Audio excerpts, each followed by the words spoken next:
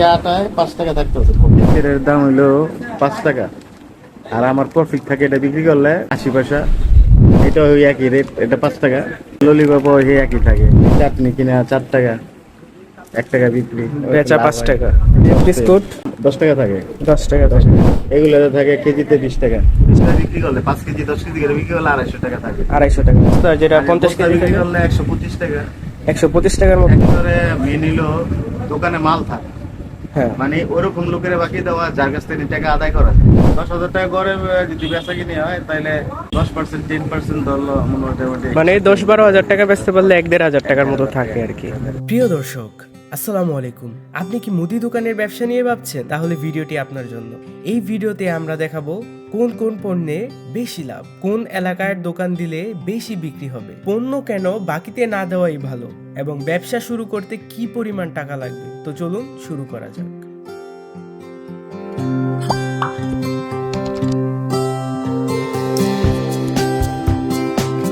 আসসালামু আলাইকুম, ওয়ালাইকুম আসসালাম। কেমন আছেন? আলহামদুলিল্লাহ।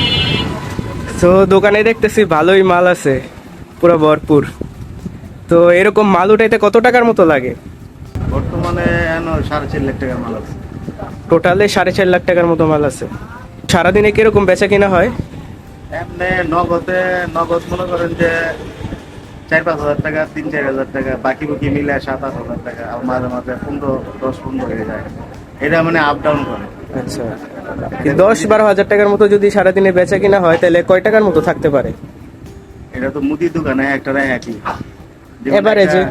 একটা 10টা দামে ম্যাগি বেচলে 1 টাকা লাভ হয়। আবার একটা 4 প্যাকেটের ম্যাগি বেচলে 8 টাকা লাভ হয়। 2 লিটার তেল বেচলে লাভ হয় 7 টাকা 8 টাকা। 1 লিটার বেচলে লাভ হয় 5 টাকা। আর হাফ লিটার তেল বেচলে লাভ হয় 3 টাকা। আর লুজ তেল বেচলে লাভ হয় 10-12 টাকা, 10 টাকা, 8 টাকা, 9 টাকা। চালে মোটামুটি বর্তমানে অনেক হাই রেট। চাল এক বস্তা 50 কেজি চাল বিক্রি করলে 100-120 টাকা এমনি থাকে। তো ওই ঘরে মিলে যদি কেউ চাল নেই কিছু 10,000 টাকা ঘরে যদি বেচা কিনে হয় তাহলে 10% 10% ধরলো মোটামুটি হিসাব করে নিতে পারি।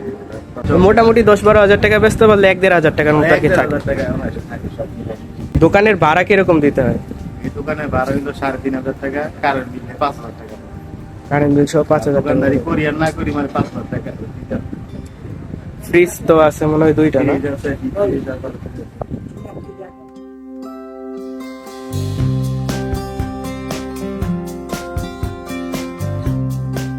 যেমন একটা বিস্কিটের দাম হইলো 5 টাকা, আর আমার প্রফিট থাকে এটা বিক্রি করলে 80 পয়সা। 80 পয়সার মতো। 4 টাকা 20 পয়সা কিনা পরে এরকম করে করে সব এটা কত? মিলে এটা ওই একই রেট, এটা 5 টাকা। 5 টাকা করে 80 পয়সার মতো একটা ললিপপ ওই একই থাকে। এরকম মানে গেলে একটা বাচ্চা ইয়ের ভিতরে যেমন চাটনি কিনা 4 টাকা, 1 টাকা বিক্রি, বেচা 5 টাকা। এরকম সব। তারপরে এই যে বিস্কুট, ওই বিস্কুটে 10 টাকা থাকে। 10 টাকা 10 টাকা থাকে। এগুলোতে এগুলোতে থাকে কেজিতে 20 টাকা। 20 টাকার মতো। এরকম করে করে মানে সবই মানে ফুটবল করতে করতে অটোমেটিক সাবজেক্ট থাকে 2 টাকা থাকে। 2 টাকার মতো।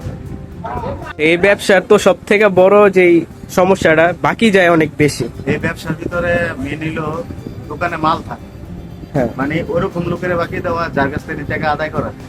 আর প্রতি মাসে মাসে যদি কেউ দিতে পারে তাই কিনতে, যদি এরকম 10টা লোককে খাওয়াইতে পারে প্রতি মাসে তাইলে আলহামদুলিল্লাহ তার আর কোনো সমস্যা হবে না। ইনশাআল্লাহ এক বস্তা চাল বিক্রি করলে 50 কেজি এক বস্তা চাল বিক্রি করি 200 টাকা থেকে 200 থেকে যদি এরকম এক বস্তা 50 কেজির চাল বেচা হয় তাহলে লুজ বেচলে লুজ মানে আলগা বিক্রি করলে 5 কেজি 10 কেজি করে বিক্রি করলে 250 টাকা থাকে। 250 টাকা মতো। আর যদি 50 বস্তা যেটা 50 কেজি বিক্রি করলে 125 টাকা, 125 টাকার মতো 100 থাকে। টাকা থাকে, 100 টাকার মতো থাকে।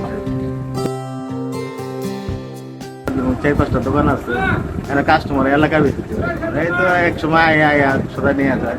আর যদি ভালো জায়গায় যদি এসে দোকানটা হইতো তাহলে আমার প্রতিদিন সেল হইতো 30,000, 40,000, 50,000।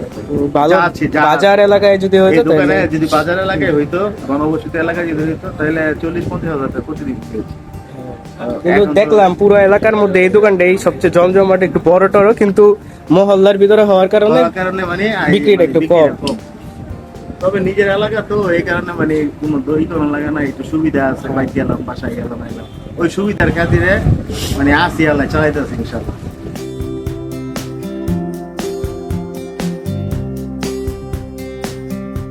আচ্ছা, থ্যাংক ইউ, ভালো থাকবেন, আসসালামু আলাইকুম। আপনাকে ধন্যবাদ। একটি ছোট মুদির দোকান শুরু করতে আপনাকে কমপক্ষে 50,000 থেকে 1.5 লাখ টাকার মতো বিনিয়োগ করতে হবে। এটি নির্ভর করে আপনার দোকানের আকার ও অবস্থানের উপর।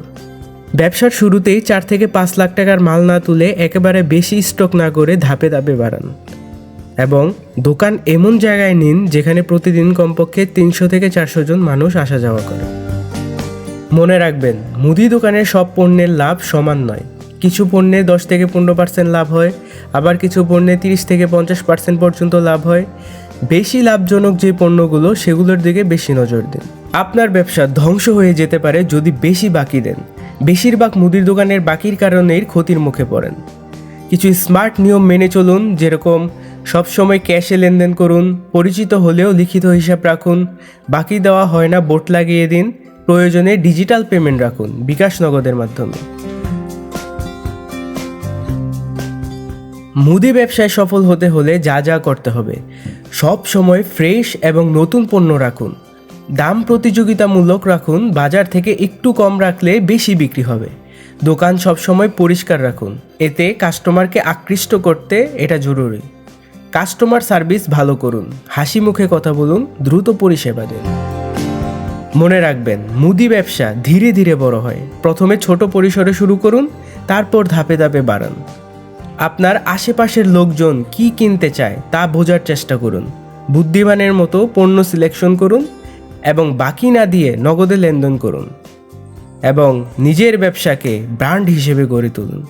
এই রকম আরও ব্যবসায়িক আইডিয়া ও সফলতার গল্প পেতে ডেইলি ফাইন্ডস বাই নূর চ্যানেলটি সাবস্ক্রাইব করুন। তো সবাই ভালো থাকবেন, সুস্থ থাকবেন, আসসালামু আলাইকুম।